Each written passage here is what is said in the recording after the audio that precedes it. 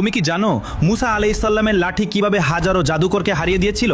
আমরা জানি যে ফেরাউন ছিল মিশরের সবচেয়ে বড় জালিম। সে নিজেকে খোদা দাবি করত। আল্লাহ তখন মুসা আলাইহিসসালামকে পাঠালেন একটা লাঠি আর মজিজা নিয়ে।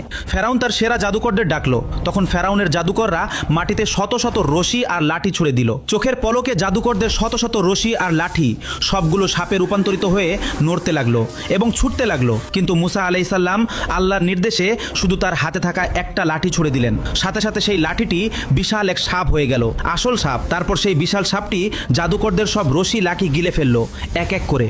জাদুকররা সেই দৃশ্য দেখে কাঁপতে কাঁপতে সিজদায় পড়ে গেল। তারা বলল, আমরা ঈমান আনলাম রব্বুল আলামিনের উপর। তারা বুঝে গেল এটা জাদু না, এটা আল্লাহর কুদরত।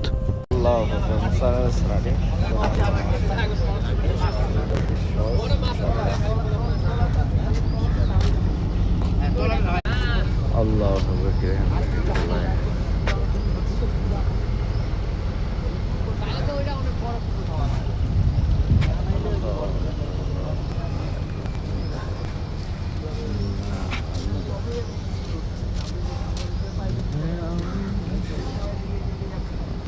এটা সবচেয়ে আল্লাহ ভরসা। আল্লাহ যা করে ভালোর জন্য করে, কারোর জন্য কোনো যাবে।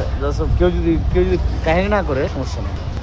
আল্লাহ সিন্ডিকেট করুক, সমস্যা কি? খালি নাম দিয়ে মনে রাখবেন, দিন তো আল্লাহ সমস্যা নাই, দিন তো আইব, সমস্যা নেই।